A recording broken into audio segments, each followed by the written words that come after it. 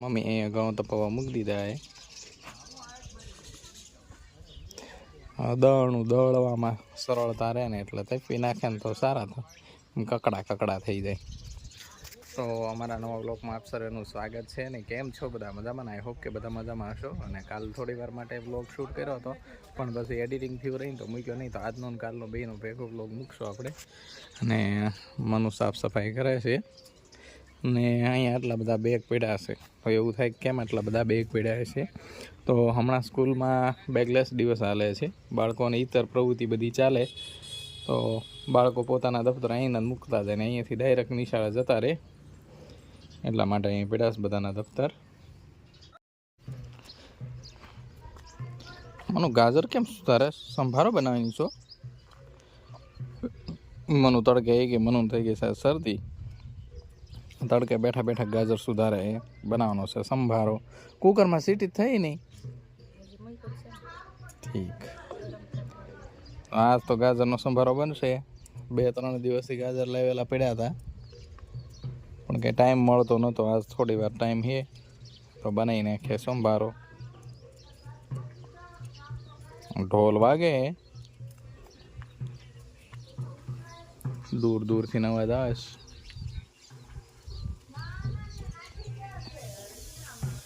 થઈ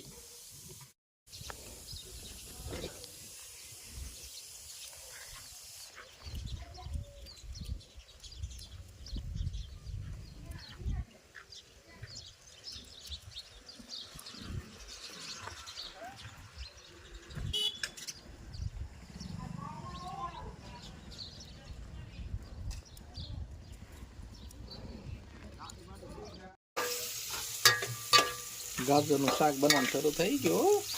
વાહ વાહ, આ તો ફ્રેન્ચ ફ્રાઈઝ બનાવી એના જેવું હે ને? બટાટાની પતરી શું કહેવાય એને? ફ્રેન્ચ ફ્રાઈઝ જ કહેવાય ને. મનુ આજ બોલી નહીં કે એટલી બધી શરદી નથી થઈ ગઈ. બોલ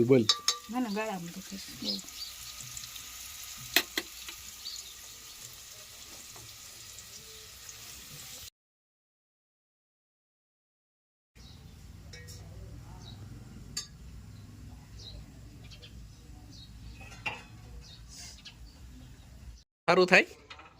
મનુ એ બટાટા સુધારી નહીં કે? વાહ ભાઈ વાહ. અને ગ્રેવી બધી તૈયાર થઈ ગઈ. હા, કેમ કે ઓલી થઈ જાય છે ને, પણ હવે કરી નાખી દીધું છે શું પછી. અને આજ તો બનાવવાની સૂકી ભાજી, કેમ કે મનુને છે ને ભૂંગળા ખાવા નથી ને, એટલે ભૂંગળા બટાટા નહીં બને. કા મનુ? આપણે તો હું ભૂંગળા બટાટા ખાઈ લો કા? પછી ઉધરસ થઈ જાય. ઓલરેડી છે જ તે અસર. કેવું બન્યું છે? બહુ સારું બન્યું હે?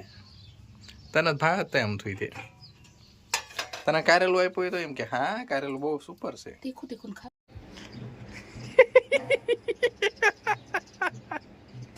કા મને કેમ થયું?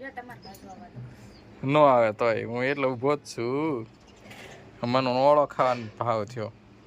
ભરથું કહેવાય ને.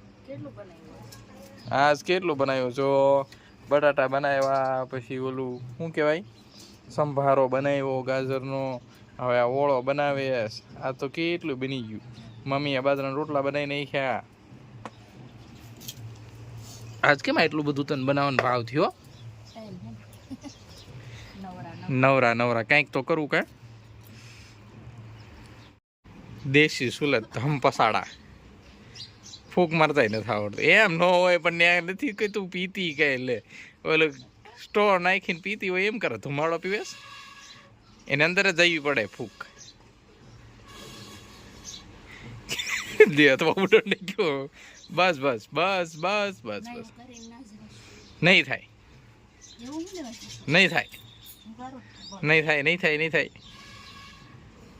ચેલેન્જ નહીં થાય. લાવ હું કરી દઉં, જોઈજે.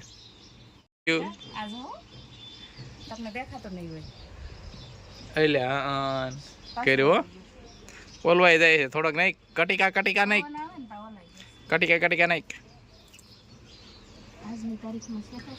આજની તારીખમાં રીંગણા શેકાશે, કાલ થઈ જશે. મનુ બે હી ગઈ છે રીંગણા શેકવા. ભરથું બનાવવું છે કે રીંગણાનું. આજ શરદી થઈ ગઈ ને તો મારે આજ તો ખાવું જ છે. બટાટા બનાવ્યા, ભૂંગળા બટાટા બનાવવાના હતા પણ થઈ ગઈ છે શરદી ને ઉધરસની અસર લાગે તો કીધું તો આપણે છે ને ભૂંગળાને જ બનાવવા. એટલે આજ ભરથું બનશે જો બને તો. ઓળો કહેવાય તો ઓળો. આમ તો ભરથું કહેવાય કેમ કે એનું ભરથું જ થઈ જાય ને. હે એ સારું નથી લાગતું. જો અલર નીકળ્યું.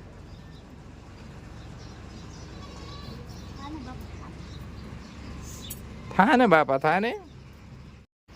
હા તો ઓળો બની જ રહેવો પડે, બનીને જ રહેશે.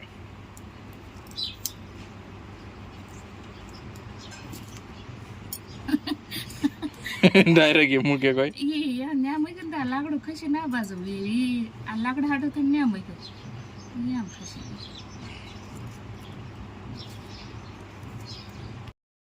તો આપણે ખરાબ બપોરે આવી ગયા પારસભાઈનું ટિફિન દેવા માટે. આજ મળીએ થોડું વધારે કામ હોય. ફોન કર્યો હતો કે ટિફિન દેવા આવવાનું છે. મેં કીધું હાલો ટિફિન દઈ દઈએ. ટિફિન કાંઈ લટકાવી દીધું છે. આપણી દૂધી એવી થઈ છે પણ હવે તો પાણીની થાય ને છે. હવે ખબર નહીં કેટલી થાય. થાય તો સારું. આજે તો જે જો કે વાળ્યું છે પાણી. વહેલા તો ઘણા હાલતા થઈ ગયા છે. થઈ જાય તો મજા આવી જાય. હવે પાણી જતું રહ્યું છે સાવ.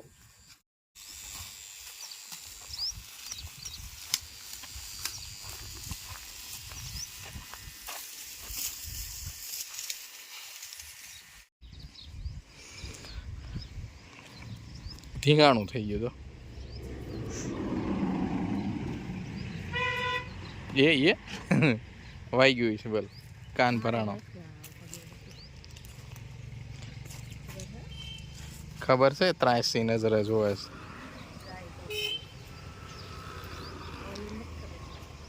એને ક્યાં ખબર પડે છે. એ તો બાળા હે ને. મમ્મીને બધી બહુ ખબર પડે. હવે ઘરડી થઈ ગઈ એની મમ્મી. આ ત્રીજો નંબર છે.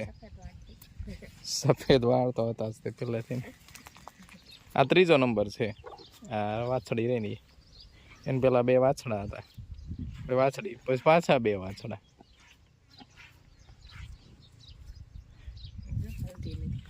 આવી રીતે ટેબુડી એવી હતી લાવવાની ત્યારે. આ તો બહુ ઊંચી છે. ખબર નહીં આ કેમ એવી થઈ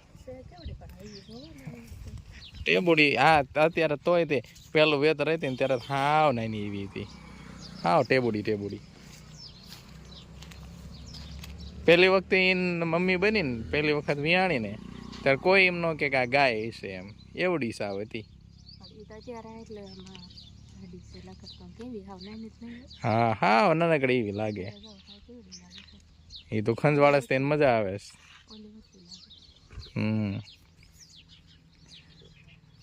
આ તો બહુ ઊંચી છે. આ મસ્ત નીચી હતી. બંધ કાઠીની હતી. દોરીને હું લાવ્યો તો નાનકડી હતી. લગભગ જોડવા હતી એવું કંઈક હતું. તો એક આપણે લઈ આવ્યા હતા. એક એમને રાખી હતી.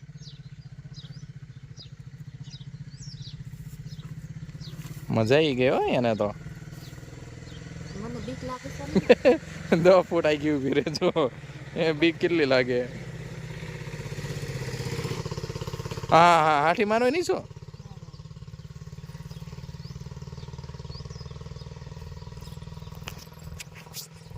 માનું ગાયની કેરિંગ કરવા માંડી. મજા આવી ગઈ એને તો. જો